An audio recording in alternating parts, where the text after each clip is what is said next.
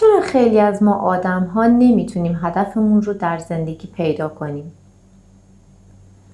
یعنی نمیدونیم که چه کاری هست که واقعا به درد ما میخوره و با ذات و ماهیت درونی ما یکسانه و مدام از این شاخه به اون شاخه میپریم و تلاش میکنیم به امید اینکه این بار دیگه مسیر درست زندگی خودم رو پیدا کردم. اما باز هم در نهایت نتیجه برای ما رضایت بخش نیست. و من میخوام اینجا دقیقاً راجع به این موضوع صحبت کنم که چطور میتونیم هدف اختصاصی زندگی خودمون رو پیدا کنیم.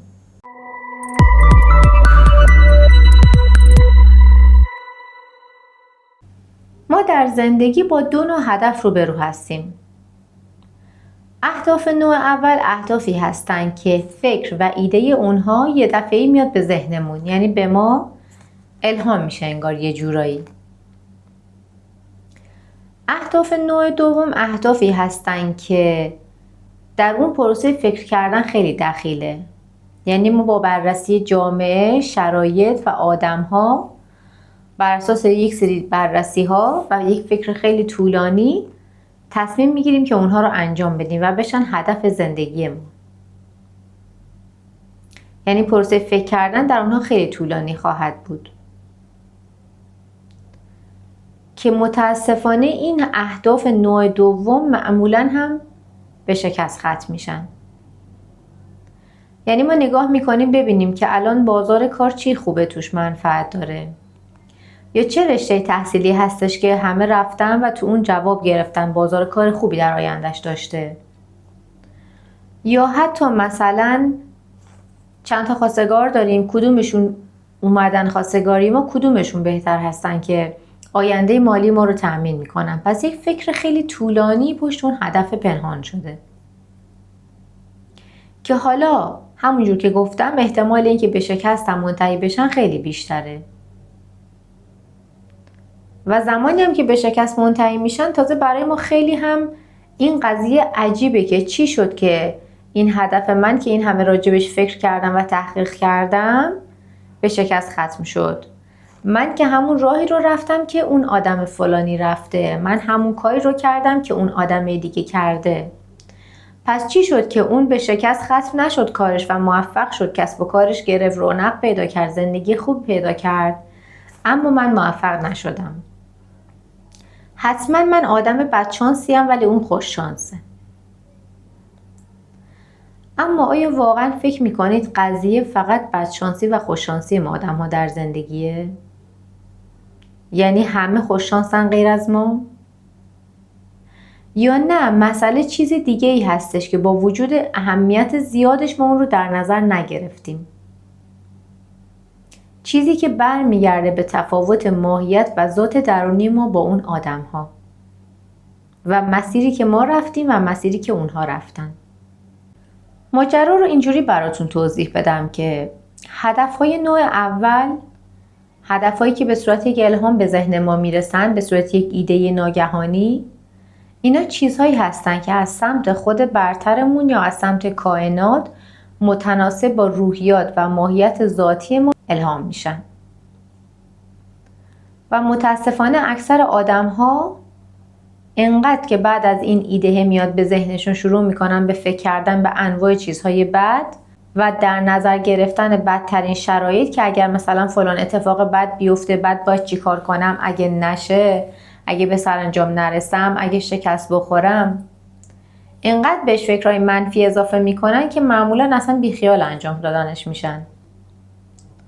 و تنها یک اقلیت خاصی از جامعه هستن که وقتی که یک ایده‌ای به ذهنشون میرسه میرن و دنبالش رو میگیرن و اون رو به سرانجام میرسونن. یعنی به محض اینکه این ایده براشون میاد شروع میکنن به اقدام کردن، چون از نظر این افراد این اگرها فقط اگر هستن، شاید هم اونجور که فکر میکنن پیش نیاد، یعنی اون اتفاقات منفی رخ نده.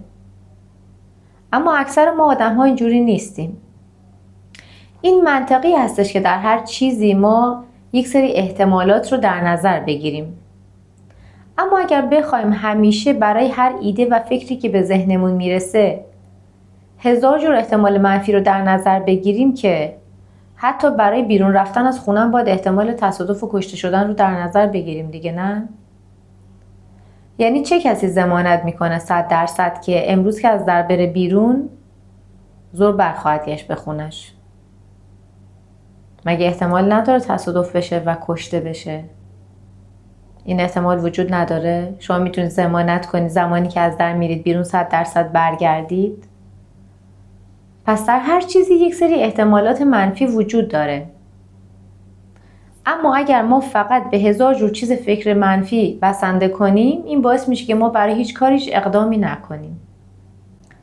یه نفر مثلا یه برنامه‌ریز کامپیوتره، داره توی خیابون رد میشه دنبال یه کاری، یه دفعه یه شرکت بزرگ مثلا مربوط به نرم افزار کامپیوتر رو میبینه و بعد که یه نگاهی بهش میندازه میبینه که مثلا آره اینم خیلی جای خوبی اگه بره توش کار کنه، میتونه اینجا هم درخواست مصاحبه بده. ایده به ذهنش میرسه، یعنی لحظه اول که اون شرکت رو میبینه سر راه سبز میشه میگه چقدر خوبه که من برم اینجا درخواست مصاحبه بدم، شاید قبول شد، اینجا کاروبارم بهتر گرفت، حقوقم از این شرکتی که الان دارم کار میکنم بهتر باشه. اما بعد 1000 جور فکر منفی میکنه تا برسه به خونش و بخواد بره اون رزومه رو آماده کنه. اگه اصلا منو قبول نکردن چی؟ اگر مهندسایی که تو این شرکت کار میکنن از من خیلی قدرتر و فهمیده تر باشن چی؟ اصلا اگر استخدامی نداشته باشن برم ضایع بشم چی؟ 1000 جور فکر منفی میکنه و نمیره دنبال اون ایده‌ای رو که بهش فکر کرده رو بگیره و بره حالا لااقل درخواست رو بده.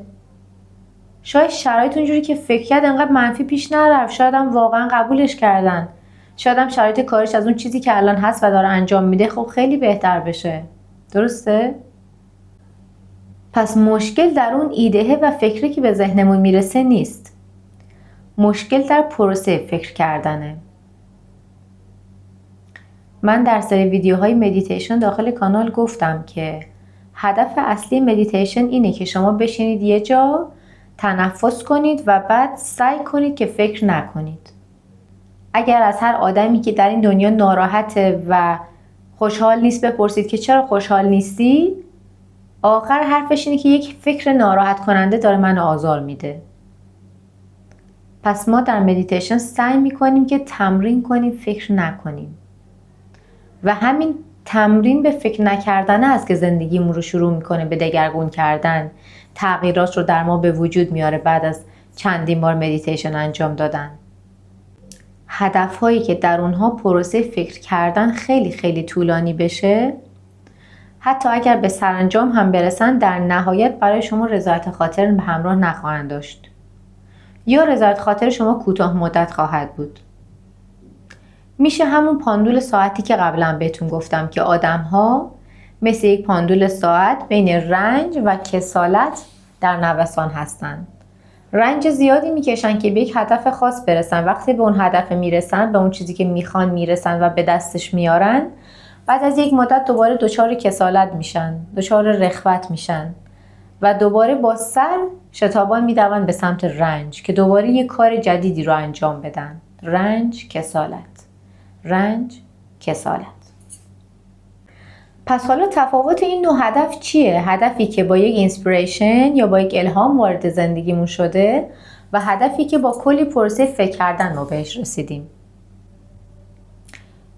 در نوع اول هدف ما حتی از مسیری که داریم طی می‌کنیم احساس رضایت داریم، لذت میبریم، خوشحالیم در اون و از اون مهمتر هیچ عجله‌ای نداریم برای انجامش. یعنی یه فکر و ایده به ذهنمون رسیده، ما شروع میکنیم آهسته آهسته یه بخشای از اون رو انجام دادن و چون ددلاین خاصی نداریم از این مسیری هم که داریم طی میکنیم لذت میبریم، خوشحالیم. اما در نوع دوم هدف که با کلی فکر و برنامه‌ریزی اومده و اصلا ممکنه با ماهیت درونی ما هم سازگاری نداشته باشه، ما فقط با عجله میدویم به سمت هدف که این کارو بکنم، بعد این کارو بکنم، بعد اون کارو بکنم تا به نتیجه برسم که اون نتیجه قرار من رو خوشحال بکنه و خوشحالی خودمون رو تنظیم میکنیم فقط روی اون نتیجه آخر که حالا بهش برسیم یا نرسیم و اصلا از مسیری که در اون هستیم و هر کاری که به خاطر اون انجام میدیم لذت نمیبریم.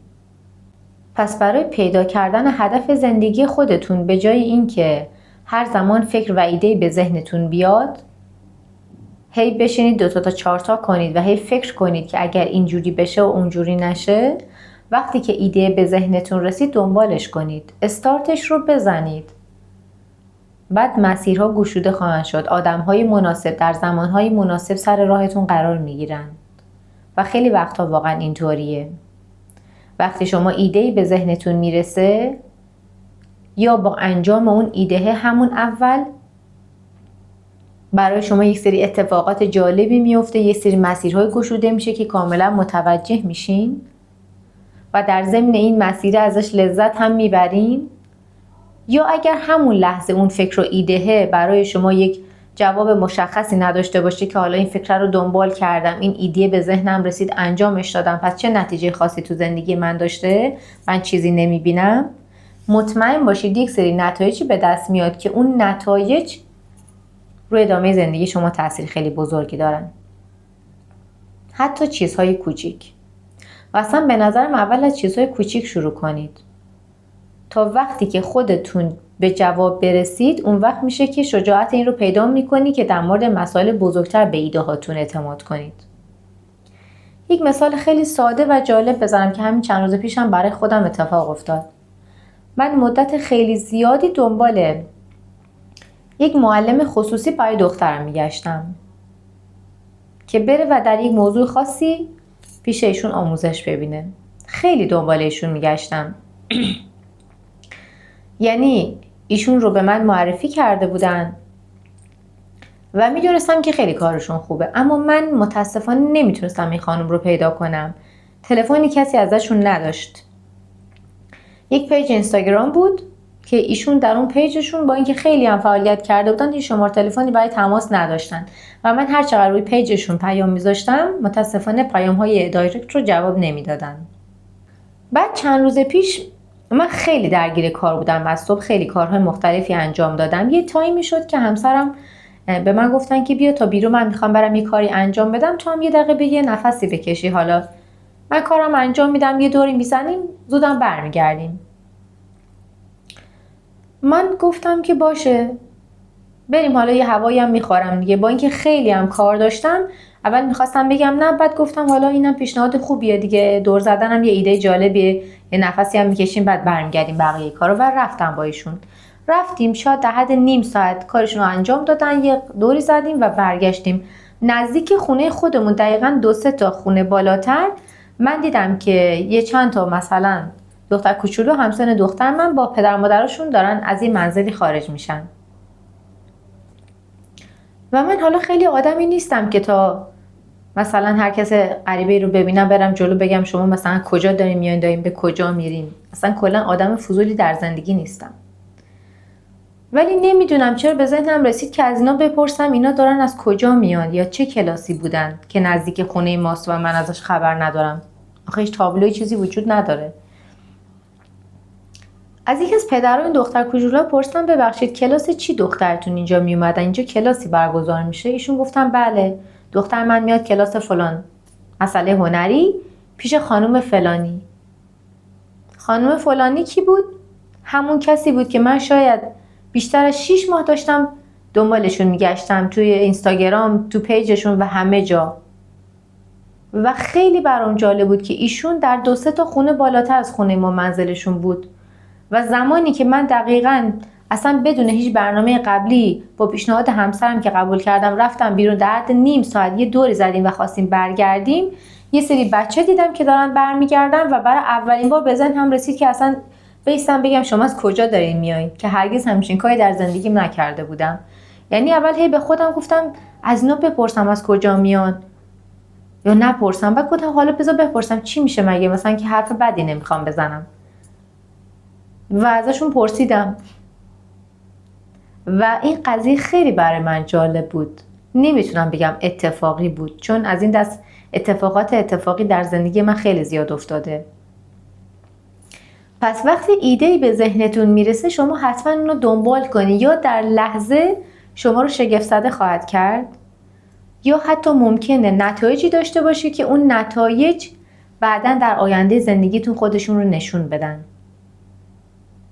و اگه من خیلی فکر کرده بودم که نه اصلا نرم و به کارام برسم، یا اصلا نه اگه از اینا بپرسم ممکنه والدینشون هزار تا فکر بکنن و بگن این خانم چقدر خانم فضولیه و اصلا چرا اومده پرسیده، هرگز نمیرفتم و هرگز نمیپرسیدم و هرگز کسی رو که مدت‌ها دنبالش میگشتم در نزدیکترین مکان به منزل خودم پیدا نمیکردم. پس همیشه به ندای درونتون گوش بدین. اهدافی که از ندای درون شما بیرون میان اصلی ترین چیز و نزدیک ترین چیز ماهیت و ذات درونی شما هستن. ندایی هستن که شما رو به هدف اختصاصی زندگیتون میرسونن و اگر که به ندای درونتون گوش ندین محکوم هستین به انجام ایده های دست دوم مردم که برای اونا هر چند جواب داده اما ممکنه برای شما جواب نده، چون شما آدمی متفاوت با اون آدم ها هستید. یک نفر به کار هنری علاقه‌منده، میره تو این زمینه فعالیت اقتصادی راه میندازه، خیلی هم کسب و کارش میگیره. یه نفر اصلا نه به هنر علاقه داره نه دستش به اینجور کارا میچسبه، فقط میگه چون که فلانی کارو بارش گرفته پس منم برم تو همین زمینه فعالیت کنم، حتما میگیره. بعد اصلا اون به کدوم کسب درآمد میرسه، ایشون هنوز تو پله اول تا سالها گیر میکنه، هم میگه من که همون راهو رفتم، منم فلانجا مغازمو گذاشتم. پس اون حتما آدم خوششانسیه ولی من نیستم. اما قضیه اصلی اینه که اصلا تفاوت خوششانسی و بدشانسی این وسط مطرح نیست. چیزهای دیگه‌ای در جریانی که شما بهشون با همه مهم بودنشون دقت نکردین. و در نهایت چیزی که میخوام بهتون بگم اینه که هیچ چیزی در این دنیا مهمتر از این نیست که در زندگی خودتون باشین. هر چقدر سعی کنید که در زندگی به خود واقعیتون نزدیکتر باشین و اهدافی رو دنبال کنید که با ذات و ماهیت شما سازگاری بیشتری دارن، شما زودتر به نتیجه میرسید و نتایج همیشه برای شما رضایت بخش خواهند بود. ولی هر چقدر سعی کنید دیگه زیادی راجع به قضیه پرسجو کنید و فکر کنید و اما اگر توش بیارید و هی تمام جنبه‌های منفی اون رو بررسی کنید، در نهایت یا به نتیجه نمیرسید یا اگر برسید اون چیزی نیست که برای شما دائمی رضایت بخش باشه. و این چیزی هستش که اون اقلیتی که بهتون گفتم انسان‌های موفقی هستن و دنبال ایده‌ها و فکرهاشون میرن، خیلی وقتا هم در کتاب‌هاشون در مصاحبه‌هاشون میگن به مردم. اما جالب اینجاست که همون چیزی اتفاق میفته که در قرآن اومده. انگار بر چشم‌ها و گوش‌های این آدم‌ها مهر زده شده. اصلا نمیشنون که اون افراد دارن چی میگن و شاید خیلی زمان زیادی طول بکشه تا درک کنن که واقعا وقتی بهشون گفته میشه دنبال اون الهامی برید، دنبال اون وحی برید که به شما داده شده و به ندای درونتون گوش بدید یعنی چی. امیدوارم که شما آدمی باشید که بتونید واقعا هدف واقعی زندگی خودتون رو پیدا کنید و سعی کنید که از این به بعد به نداهای درونیتون گوش کنید. و هر زمان که واقعا با گوش کردن به ندای درونتون به موفقیتی رسیدید، من خیلی خوشحال میشم که برگردید و زیر همین ویدیو برای من کامنت کنید.